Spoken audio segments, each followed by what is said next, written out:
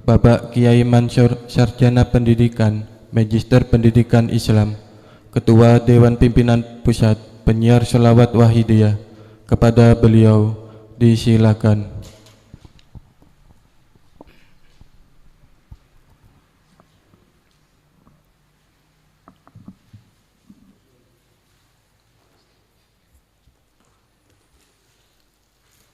Assalamualaikum waalaikumsalam warahmatullahi wabarakatuh. Bismillahirrahmanirrahim. Alhamdulillahilladzi karramana bil Mustafa Muhammadin habibina. Ya sayyidi salatu wassalamu alaika ya ra'ufu ya rahimu wal ali qad usri'atil hawaiju bikal hudar ridwal futuhul faraju antal musyafa'u syafi'u syfa' lana indal karimi abada wa rabbina ya ayyuhal ghawsu salamullah alaika rabbini biiznillah wangzur ilayya sayyidi binazrah musilatinil hadratil aliyah. Amma ba'du. Hadirin hadirat peserta live streaming pendalaman pada hari Ahad tanggal 30 Januari 2022 yang kami hormati. Mari bersama-sama kita ikuti pembacaan Al-Hikam pada pagi ini dengan senantiasa menerapkan bimbingan-bimbingan yang telah diberikan oleh beliau mu'alif kepada kita. Mudah-mudahan pembelajaran kitab Al-Hikam pada hari ini betul-betul di dalam kita mengikuti senantiasa dibarengi dengan ridha Allah bi syafaati Rasulillah sallallahu alaihi wasallam wa bi barakati wasiyat zaman radhiyallahu an. Mari kita dahului dengan tasyaffu' dan istighosah kepangkuan beliau Rasulullah sallallahu alaihi wasallam wa wasiyat zaman radhiyallahu an. Al-Fatihah.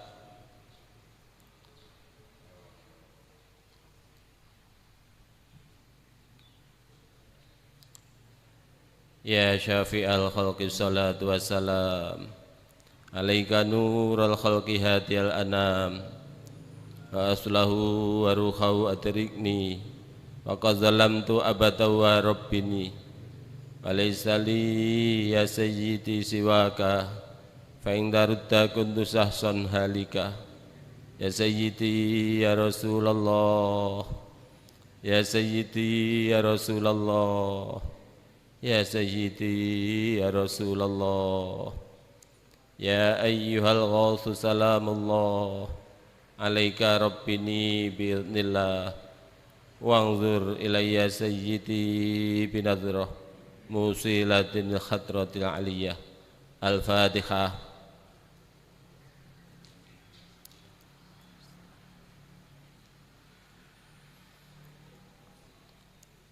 Bismillahirrahmanirrahim. Ikhalatukal a'mala ala wujudil firaghi min ru'unatin nafs. Menangguhkan amal-amal ibadah, menangguhkan berbuat kebaikan, ditangguhkan, ditunda-tunda kalau sudah menganggur, kalau sudah longgar, sekarang masih repot ini itu. Ini adalah sifat-sifat nafsu yang kumprung, yang bodoh, yang bloon. Nafsu yang kumprung, yang bodoh, atau semua nafsu itu kumprung, dungu. Saya akan beribadah besok-besok saja kalau sudah selesai pekerjaan ini, kalau sudah selesai garapan sawah, kalau sudah tidak menyusui anak, kalau sudah tentram rumah tangga saya, kalau sudah sehat kembali, kalau sudah pensiun dan sebagainya dan sebagainya. Ini semua ajaan nafsu jangan diperturutkan, jangan dilayani. Ajakan nafsu pasti menyeret kepada kebinasaan dan kehancuran. Menunda-nunda pekerjaan adalah bujukan nafsu. Allah Subhanahu wa ta'ala telah memberi peringatan dalam firman-Nya yang bernada bertanya dalam surat Al-Hadid ayat 16. Bismillahirrahmanirrahim. Alam ya'ni lilladzina amanu an tahsha'a qulubuhum li dzikrillahi wa ma nazala minal haqq. Belumkah datang waktunya bagi mereka orang-orang yang beriman untuk menundukkan hati mereka khusyuk mengingat kepada Allah dan kepada kebenaran-kebenaran yang telah turun kepada mereka? Sesungguhnya malah sudah jauh terlambat. Ada lagi itu dawuh hadis Rasulullah sallallahu alaihi wasallam, iltanim khamsan qabla khamsin, sababaka qabla haramika, wasikhataka qabla syaqamika, wa ghinaka qabla faqrika, wa faraghaka qabla sulika, wa hayatika qabla mautik. Peliharalah 5 macam keadaan sebelum datangnya 5 macam keadaan yang lain, yaitu masa muda sebelum datangnya masa tuamu, dan selagi sehat sebelum atau mumpung tidak sakit, selagi kaya mumpung belum fakir, selagi waktu longgar mumpung belum repot, dan selagi masih hidup mumpung belum mati. Jadi dalam keadaan bagaimanapun juga kita harus terus memanfaatkan segala keadaan untuk ingat kepada Allah, untuk mengabdikan diri kepada Allah, untuk fafirru ilallah wa rasulihi sallallahu alaihi wasallam. Fadhkurullaha qiyaman wa qu'udan wa ala junubikum. Ingatlah kepada Allah di waktu berdiri, duduk dan berbaring. Jadi pokoknya di mana kita berada dan apapun yang kita lakukan harus senantiasa zikir atau ingat kepada Allah. Uzkurullaha, zikirlah kepada Tuhan. Zikir itu ada macam-macam pendapat. Imam Nawawi, semua ibadah itu zikir. Ubudiyah itu zikir lillah. Semua apa saja yang didasari lillah itu zikir. Semua ibadah itu muqarribatun ilallah, mendekatkan kepada Allah. Makin banyak ibadahnya di samping billah, otomatis makin dekat kepada Allah Subhanahu wa ta'ala. Makin diridhoi Allah Subhanahu wa ta'ala, makin diridhoi Allah Subhanahu wa ta'ala, makin sempurna indallahi ta'ala. Fa idza kana al-muridu mustaghilan bi halin min ahwali dunyahu wa kana dzalika yamna'uhu min al-a'mal allati yatawassalu biha ila hadrati maulahu, kana dzalika dalilan ala ru'unati nafsih. Seorang murid menghendaki usul kepada Allah Subhanahu wa ta'ala atau salik. Istilah salik dan murid sama maksudnya, tapi ada sedikit perbedaan. Murid masih berkehendak dan salik sudah berjalan, sudah berada di tengah jalan. Kedua-duanya itu belum bebas dari nafsu secara keseluruhannya, tapi sesungguhnya murid karena dia sudah berkehendak berarti sudah dapat mengalahkan nafsunya, sekalipun baru sekian persennya. Lebih-lebih salik sudah berjalan, sedikit atau banyak sudah dapat menguasai nafsu, sekalipun belum 100%. Tapi soal billah dengan sendirinya belum menguasai. Selanjutnya Syekh pensyarah Al-Hikam, yaitu Syekh Ibnu Ibad, mengulas dengan kata selanjutnya, waqad la yajitu muhlatan bal yahtatiful mautu qabla dzalika aw yasdadu suluh li'anna asghalat dunya yatada'a ba'duha ilal ba'd fal wajibu alaihi nuhudu ila ma yusiluhu ila maulahu qabla al fawat walidza qila al waqtu kasyayf illam taqta'hu qata'ak.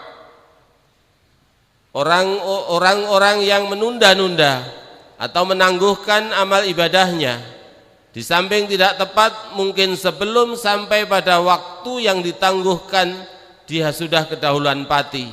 Mungkin tidak kedahuluan pati, tapi semangatnya atau hasratnya menjadi kendor, ditelikung oleh nafsu, dan mungkin datang acara baru yang lain lagi. Manusia selalu dikepung oleh bermacam-macam kepentingan, ini itu. Satu belum selesai sudah datang perkara yang lain. Tiap-tiap waktu membuat tuntutan sendiri-sendiri. Ingin ini, ingin itu, perlu ini, perlu itu, dan seterusnya. Maka menunda-nunda waktu untuk melaksanakan suatu amal perbuatan adalah suatu penyelewengan. Dan kalau terus-menerus begitu, terus menuruti bujukan nafsu, akhirnya tidak ada satu amal perbuatan yang dapat dirampungkan dengan sempurna. Ibarat masakan matang tidak, mentah pun bukan, mogel istilah Jawanya. Maka yang wajib harus diperhatikan oleh setiap murid atau salik ialah selalu menjaga waktu, mengisi segala waktunya, segala kesempatannya untuk melakukan amal-amal ibadah kepada Allah Subhanahu wa taala, untuk melaksanakan pengabdian diri kepada Allah Subhanahu wa taala. Dikatakan di atas tadi, al waqtu kasyayf illam taqta'hu qata'ak. Waktu itu seperti pedang, jika engkau tidak menggunakan pedang itu, tentu akan memotong lehermu. Kalau waktu tidak dimanfaatkan untuk fafirru, dia akan terbunuh oleh kesempatan itu dan akan diserahkan menjadi tawanan imperialis nafsu. Diinjak-injak, diperkosa dan dijeromoskan oleh imperialis nafsunya ke dalam jurang kehancuran. Waktu atau kesempatan adalah rahmat karunia Tuhan yang harus disyukuri. Maka siapa yang tidak mensyukuri waktu, yaitu menggunakan untuk ibadah pengabdian diri kepada Allah, satu-satunya jalan yang membahagiakan dirinya, otomatis waktu yang tidak dimanfaatkan menjadi siksa yang menyengsarakan dirinya. Kalau tidak menjadi thawab, pahala, menjadi iqab, siksa, terserah. Lah ini para hadirin hadirat, sekalipun soal kecil atau besar, kita perlu koreksi keadaan diri kita masing-masing. Apakah sudah memanfaatkan waktu kita untuk thawab, ataukah kita biarkan untuk iqab, yaitu menunda-nunda waktu. Padahal sudah diperingatkan, fadhkurullaha qiyaman wa qu'udan wa ala junubikum. Kalau tidak bisa dengan berdiri, ya dengan duduk. Kalau tidak bisa dengan duduk, ya dengan berbaring. Seketika itu juga, tidak usah menanti-nanti, kalau bisa berdiri dan sebagainya. Kalau bisa ya lahir batin, tapi kalau terpaksa ya batinnya saja. Kalau batin tidak bisa ya lahiriahnya saja, daripada sama sekali tidak ada kegiatan ubudiyah. Jadi zikir atau ibadah yang sempurna harus zahiriyah dan batiniyah. Lahirnya ya ibadah, batinnya juga ibadah. Tapi kalau terpaksa tidak dapat lahir batin, ya batinnya saja. Kalau batinnya tidak bisa, ya lahirnya saja, daripada sama sekali tidak. Tidak bisa khudur umpamanya, ya dipaksa saja sekuat-kuatnya. Insya Allah Tuhan akan memberikan pertolongan. Asal sungguh-sungguh berkemauan, lebih-lebih dengan amalan sholawat, itu lebih mudah. Tapi umumnya ya ibadah apa saja, sekalipun belum dapat sempurna, ya semampunya dulu harus kita teruskan. La tatlub minhu ayyuhrijaka min halatin liyasta'milaka fi ma siwaha falau aradaka lasta'malaka min ghairi ikhraj. Engkau jangan meminta kepada Allah supaya dipindah dari suatu keadaan kepada keadaan yang lain. Sebab kalau Allah menghendakinya, tentulah merubah keadaanmu tanpa merubah keadaan yang lama. Ini kita perhatikan agar supaya jangan memohon kepada Tuhan atau usaha keluar dari suatu keadaan di mana yang kita hadapi, baik itu keadaan bidang dunia, bidang ekonomi maupun bidang agama. Bidang dunia misalnya seperti bertani, berdagang atau buruh dan sebagainya. Bidang agama misalnya bidang ilmu, menuntut ilmu atau mengajar dan lain-lain. Minta keluar dari keadaan-keadaan seperti di atas dengan maksud supaya bisa ubudiyah kepada Tuhan, ini tidak tepat. Sebab ubudiyah kepada Tuhan dapat dilakukan dalam segala keadaan. Umpamanya seorang pedagang, wah saya kalau terus berdagang begini tidak bisa ubudiyah kepada Tuhan. Karena itu saya harus memohon dan usaha pindah ke lapangan pekerjaan yang lain. Jadi guru mengajar ilmu-ilmu agama, dengan begitu terus saya bisa lebih tekun ibadah kepada Tuhan dan sebagainya dan sebagainya. Ini tidak benar, tidak boleh begitu. Berarti tidak ridho kepada Tuhan, tidak puas dijadikan Tuhan menjadi petani atau pedagang atau pengusaha atau pengajar dan sebagainya dan sebagainya dengan alasan tidak bisa ibadah. Ini tidak wajar begitu. Justru adanya seseorang dijadikan pedagang atau petani atau tukang dan sebagainya itu justru supaya dimanfaatkan untuk beribadah kepada Tuhan. Justru bertani, berdagang dan sebagainya itu supaya dilaksanakan dalam rangka ibadah kepada Tuhan. Dalam keadaan bagaimanapun juga seseorang dapat melakukan ibadah. Falau aradaka ay ahabbaka wa kunta min ahlil iradah lasta'malak isti'malal mahbuban indau bi yuwaffiqaka lil af'ali sholihati wa yusghila qalbaka bih min ghairi ikhraj ay ma baqaika ala halatika allati anta 'alaiha. Terus kalau Tuhan menghendaki mengasihi atau meridhoi kepada seseorang sekalipun dalam keadaan bagaimanapun juga, seseorang dapat beribadah atau ubudiyah. Pokoknya kalau mendapat hidayah Tuhan dapat. Justru berdagang untuk fafirru, bertani untuk fafirru, berusaha ini dan itu untuk fafirru. Jadi tidak perlu keluar dari keadaan yang sedang dialami dengan alasan untuk bidang ubudiyah, itu tidak perlu. Soal-soal yang disebutkan di atas tadi kalau tidak bertentangan dengan agama, dengan syariat, artinya selama keadaan di mana dia berada tadi tidak dilarang oleh syariat. Tapi kalau bertentangan dengan syariat, harus sekuat mungkin dan secepat mungkin usaha pindah kepada keadaan baru yang tidak melanggar syariat. Sebab kalau tidak lekas-lekas keluar dari keadaan yang dilarang syariat, kemungkinan besar lalu menyalahgunakan. Umpamanya, ya bagaimana lagi, saya memang sudah ditakdirkan menjadi begini, menjadi orang buruk kok mau jadi orang baik-baik. Ini namanya syu'ul adab kepada Tuhan, menyalahgunakan dalil khairihi wa syarrihi minallah. Syu'ul adab kalau begini. Adapun ba'dul qawli mengatakan man tafaqqaha wa la tasawwafa faqad tafassaqa wa man tasawwafa wala tafaqqaha faqad tazandaqa wa man tafaqqaha wa tasawwafa faqad tahaqqaqa. Barang siapa berilmu fikih, bersyariat saja tidak bertasyawuf yang positif, dia telah fasik atau merusak agamanya. Dan barang siapa yang bertasawuf saja, berilmu hakikat saja, tidak bersyariat, dia tasanduk, bertentangan dengan syariat. Orang yang bersyariat saja, berilmu fikih saja, tidak bisa bertasyawuf, rusak atau fasik.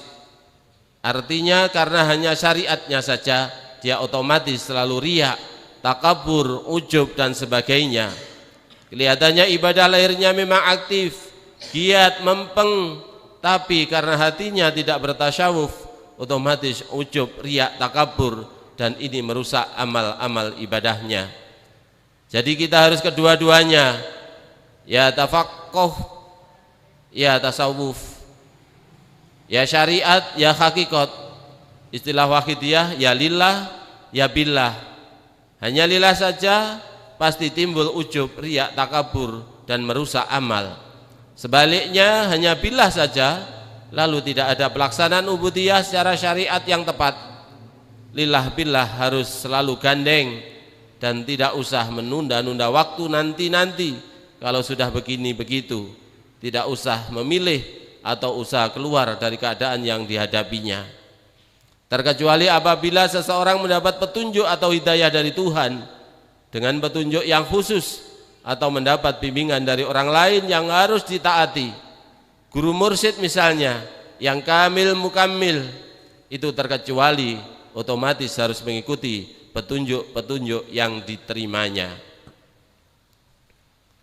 Ma aradat immatu saliki ang takifa indama kushifalaha illa wanatatu hawatiful haqiqah fa innal ladzi tatlubuhu amamak wa tabarrajat zawahirul mukawwinatil illa wanatatka haqaiquha innama nahnu fitnatun fala takfur. Seorang salik, orang yang sedang fafirru ilallah wa rasulihi sallallahu alaihi wasallam, kalau terpengaruh oleh adanya pengalaman-pengalaman yang manis, yang lezat, yang menyenangkan, pengalaman-pengalaman rohani atau dzauqon atau mukasyafah yang menjadikan orang terpengaruh kepada pengalaman ini, tahu atau merasa atau lain-lain, kok menjadi terpengaruh. Ibarat orang berjalan terpengaruh soal-soal di sekeliling jalan, otomatis menjadi lambat perjalanan itu atau sama sekali mandek, berhenti.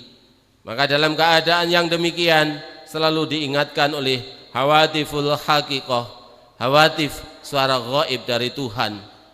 Sir wajidta fis sairi la taqif, ayo terus jangan berhenti. Fa innal ladzi tatlubu amamak, apa yang kamu tuju berada di depanmu masih juga.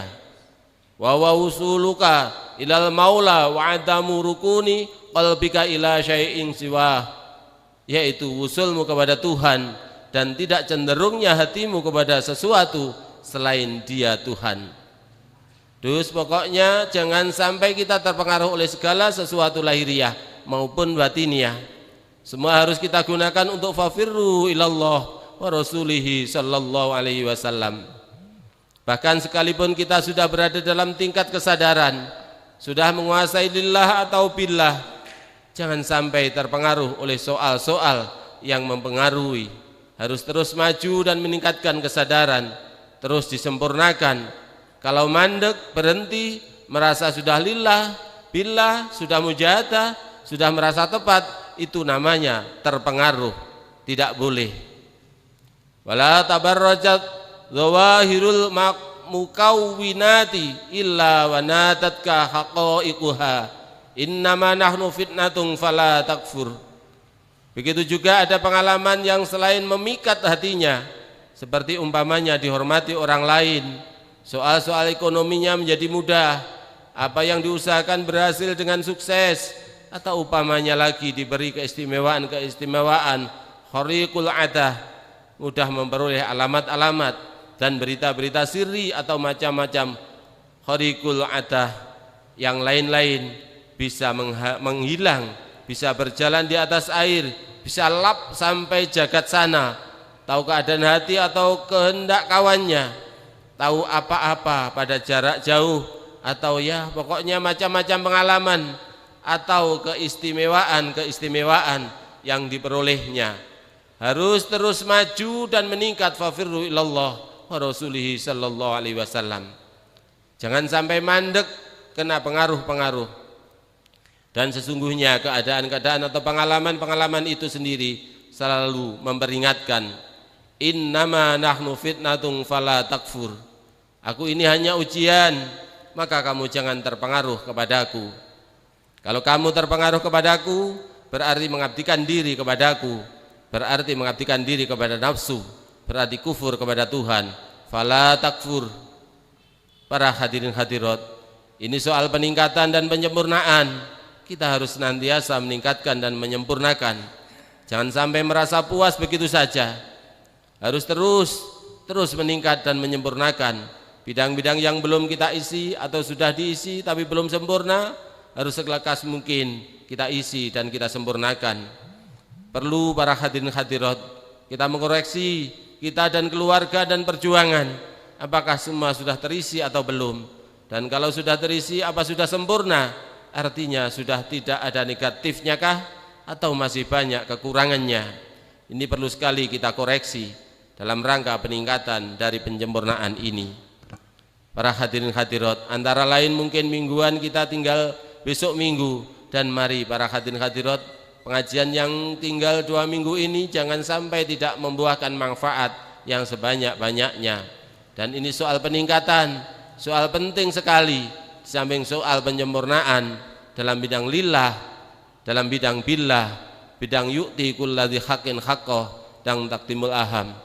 Ini semua perlu peningkatan dan penyempurnaan. Begitu juga bidang penyiaran, bidang pembinaan. Pokoknya segala bidang dalam hubungan perjuangan fafirru ilallah wa rasulih sallallahu alaihi wasallam. Hubungan kita kepada Allah Subhanahu wa taala yaitu lillah billah, dan hubungan kita dengan Rasulullah sallallahu alaihi wasallam lir rasul bir rasul. Lebih-lebih ini dalam bulan Sya'ban, bulannya Rasulullah sallallahu alaihi wasallam, perlu meningkatkan mujahadah, memperbanyak bacaan sholawat. Ayat sholawat diturunkan dalam bulan Sya'ban, yaitu ayat 56 surat Al-Ahzab. Innallaha wa malaikatahu yusalluna 'alan nabi ya ayyuhalladzina amanu sallu 'alaihi wa sallimu taslima. Itulah antara lain bulan Sya'ban disebut bulan Rasulullah sallallahu alaihi wasallam. Ada lagi disebut bulan memelihara. Bulan Rajab disebut bulan menanam tauhid dan ubudiyah. Dan sekarang bulan dangir, mendangir dalam bahasa Jawa, menjangkuli tanah di sekelilingnya, pokok tanaman supaya lebih subur. Dalam bulan Rajab kita hubungan dengan Allah Subhanahu wa taala dengan Mi'raj, dan bulan Sya'ban kita hubungan dengan beliau Rasulullah sallallahu alaihi wasallam, di samping kepada Allah Subhanahu wa taala untuk memperbaiki apakah Mi'raj kita itu sudah tepat atau belum.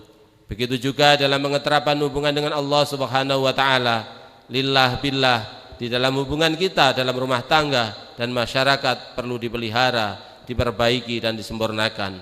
Lebih-lebih kita dalam berjuang fafirillallah wa rasulihi sallallahu alaihi wasallam bagi seluruh jami'al alamin, atau kita dalam berjuang menciptakan kesatuan dan persatuan dalam rangka fafirillallah wa rasulihi sallallahu alaihi wasallam. Menciptakan ibadur rahman, yaitu wa ibadur rahmanil ladzina yamshuna 'alal ardi haunan wa idza khatabahumul jahiluna qalu salama. Dan hamba-hamba yang baik bagi Tuhan Maha Penyayang itu ialah orang-orang yang berjalan di atas bumi dengan rendah hati, dan apabila orang-orang jahil menegur mereka dengan kata-kata yang tidak sopan, mereka mengucapkan kata-kata yang mengandung keselamatan.